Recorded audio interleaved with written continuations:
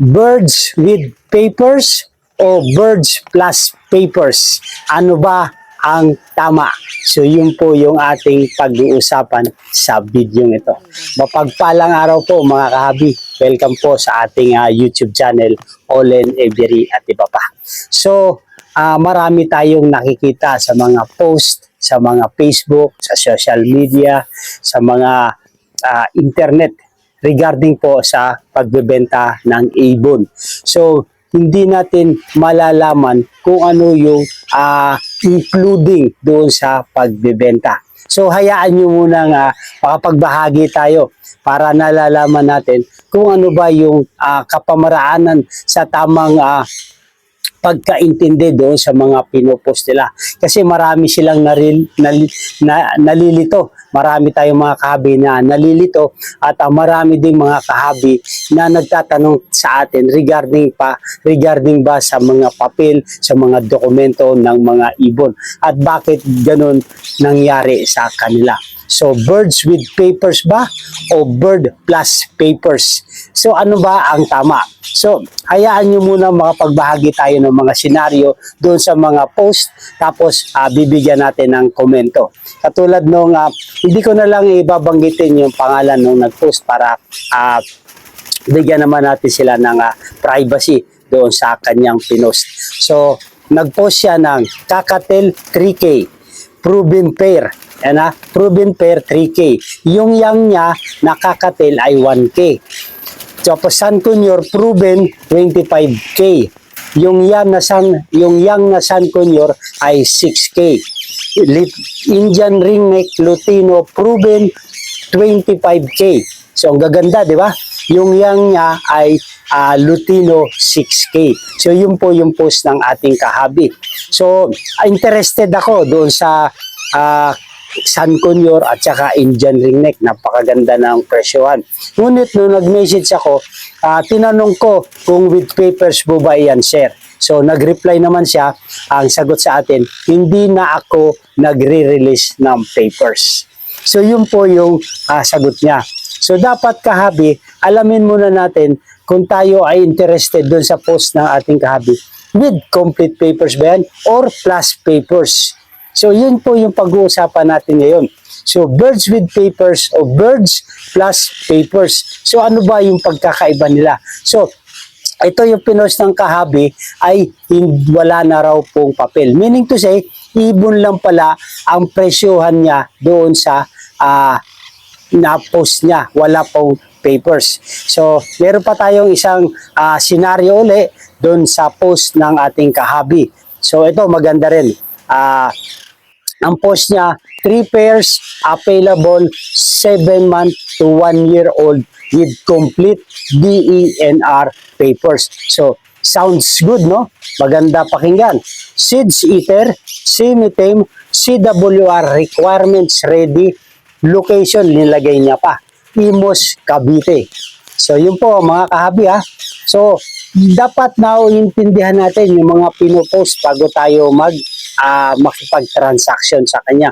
Dapat alamin natin yung mga complete na mga detalye ng ibon. So, nung nag-message ulit tayo, tinanong din natin kung regarding sa ibon, ang reply niya naman sa atin ay, hello sir, 25K po sa San Conyor pair, 6 to 7 months old with complete papers, with complete DNR papers and with DNA na rin po. So meaning, detalye kompleto. So halos parehas lang sila ng presyo.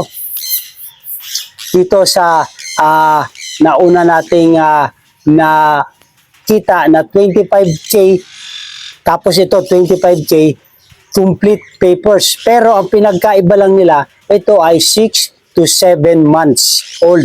Doon sa isa naman, 25K, proven, pero walang papel. So, dapat nababalansin natin dyan kung alin ba yung gusto natin. So, meron pa tayong isang nakita kasi maraming nagpo-post So, nice ko lamang itong i-share para sa kaalaman nating mga mag-ibon or dun sa mga bago na gustong pasukin ang larangan ng pag-ibon. Dahil marami silang nalilito na kailangan pala ng papel pa ito. Tapos, bibili sila ng ibon sa last part na nila nalalaman na kailangan pa pala ng dokumento yung nabili nilang ibon. So ito sharing. So talakayan regarding po sa buhay mag-ibon. So ito pang isa, yung post ng ating kahabi. Mayroong buyer na nagtanong, may available po ba na lovebirds, na pair ng lovebirds? So nag-reply si seller, good day po, may available po mga rainbow parakeet. Sa African lovebirds naman po, baka mga August pa po magkakaroon.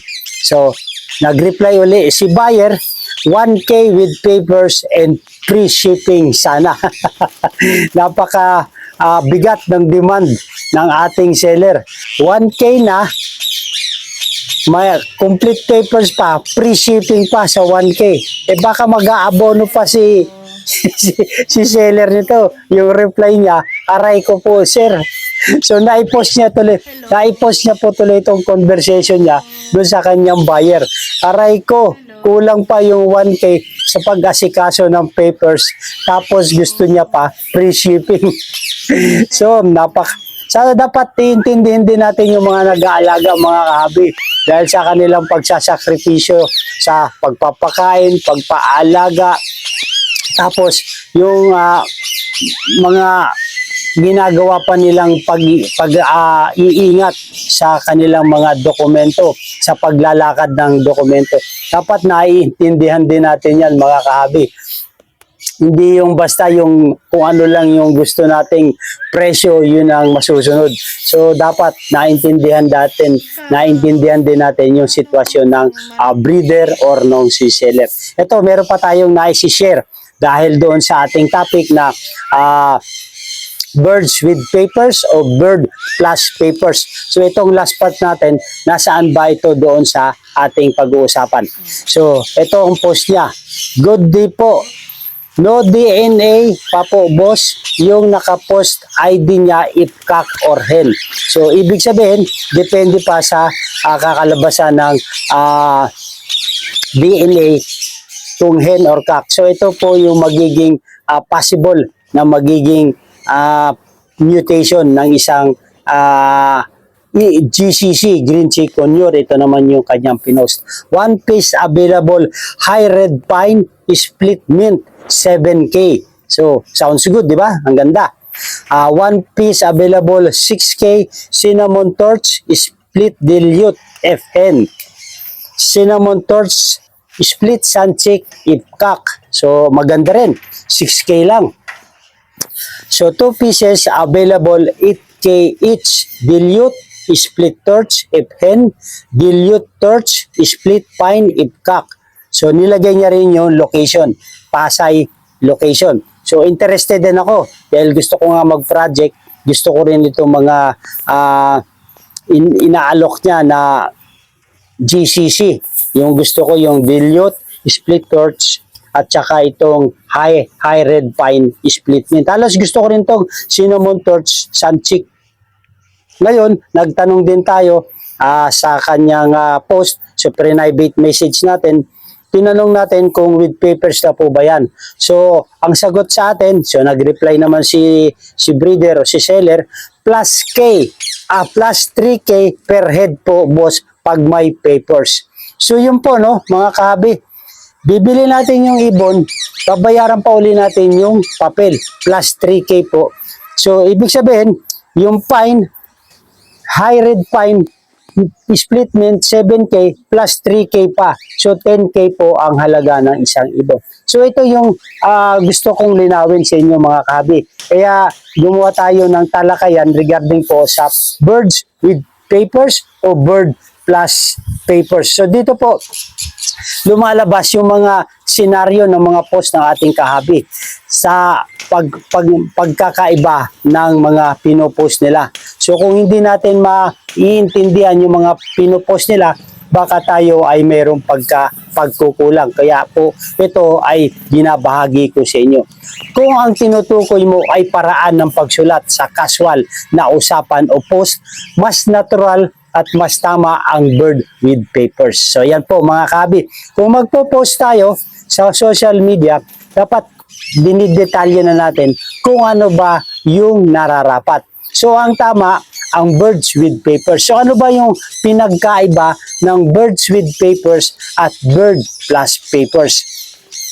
So birds with papers, malinaw ang ibig sabihin, mga ibon na may legal papers o document. Katulad nung nabanggit natin kanina na nag-post siya na complete document, complete papers. Yun ang tinatawag na birds with papers.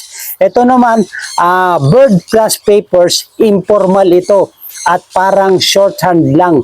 Madalas gamitin sa social media. Yun nga po, yung mga pinopost. Dapat kaya tayo'y mapanuri muna. Dapat tiyakin muna natin lahat ng gusto nating malaman doon sa pinopost. O ads, yun, sa mga ads. Pero hindi ito standard na grammar. Maaari ring maging malabo ang ibig sabihin. Ibon at mga papeles, hindi kailangan magkaugnay. So yun po So yung pagkakaiba ng birds with papers at saka bird plus papers, yung birds with papers po mga kahabi ay include na pag tayo ay bibili. Katulad nitong pinost ng ating kahabi na taga Imus, Cavite. Complete papers, DENR papers, and with DNA. Yan po malinaw yung kanyang pinopost. Ito namang bird plus papers, ito naman yung pinost ng ating kahabi na taga Pasay City. Presyo ng ibon at presyo ng papel. So magkahiwalay ang presyo ng ibon at papel. Hindi pinagsama. So kung gusto mo lang ng ibon, itong birds lang. Kung gusto mo ng papers, additional papers. So yun po yung tinatawag na birds plus papers. So alin ang tama? Nasa sa atin po kung alin yung susundin natin.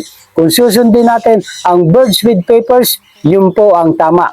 Kung susundin natin yung birds plus papers, yun din po ang tama. Depende na po ito sa pag-a-avail ng buyer. So, ibinahagi ko lang sa inyo mga kahabi yung pagkakaiba. Kung para sa caption, advertisement, birds with papers o birds complete with papers, yun po ang magandang i-caption or i-advertise. Formal writing, birds with complete documents o birds with legal papers. So, yun po ang magandang caption na dapat ilagay. Kaya, kung pipili lang sa dalawa, birds with paper ang mas tama at mas malinaw. So, yun po dapat kahabi yung mga nakikita natin na mga caption or advertisement, birds with papers, maganda yan. Birds complete with papers sounds good. So yun po ang mainam. Yun po ang tama. Kung bibili tayo, kung pipili tayo sa dalawa, mas birds with papers ang mas tama at mas malinaw. So, mas mabuti bumili ng ibon na may kompletong dokumento, lalo na kung ang species ay nangangailangan ng permit o legal na papeles. So yun po mga kaibigan, mga kahabi, na dapat kung mag-aalaga muli tayo ng ibon na mga exotic birds, alamin natin kung kinakailangan ng permit ba ito o legal na mga papeles. Mahalaga ito, kahabi, dahil patunay na legal ang pinagmulan ng ibon. So, pag bibili tayo, pag mag-acquire tayo, napakahalaga pag may papeles dahil patunay ito kahabi na legal ang pinagmulan ng ibon. Mas mababa ang panganib na magkaroon ng problema sa batas. So, di ba maganda? Wala tayong panganib sa pagmamayari. At wala rin tayong problema sa batas. Ito yung batas ng DENR, yung RA 9147.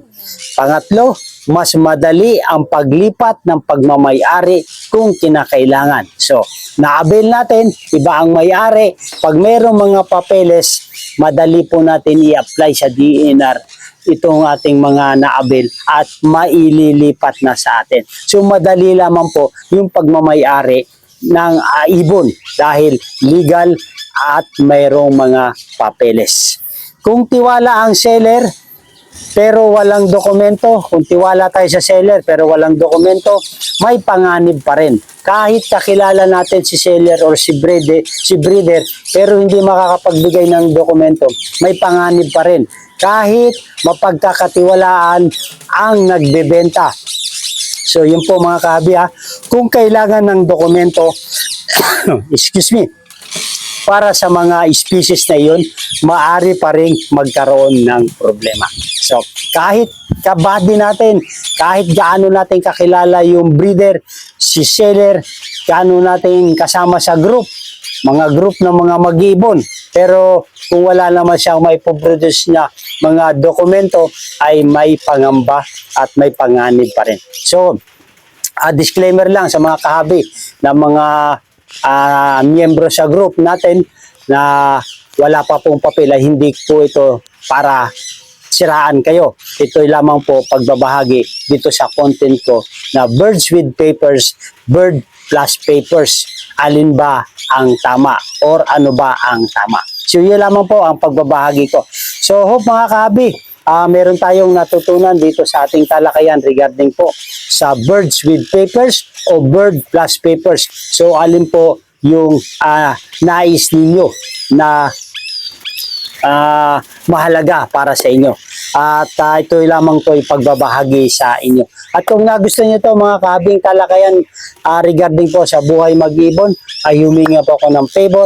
Please subscribe my YouTube channel, Olen Avery at iba pa.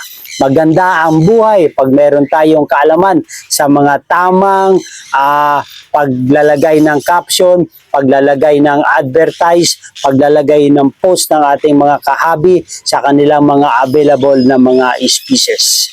Mabuhay and God bless. Thank you for watching. Shout out mga kahabi.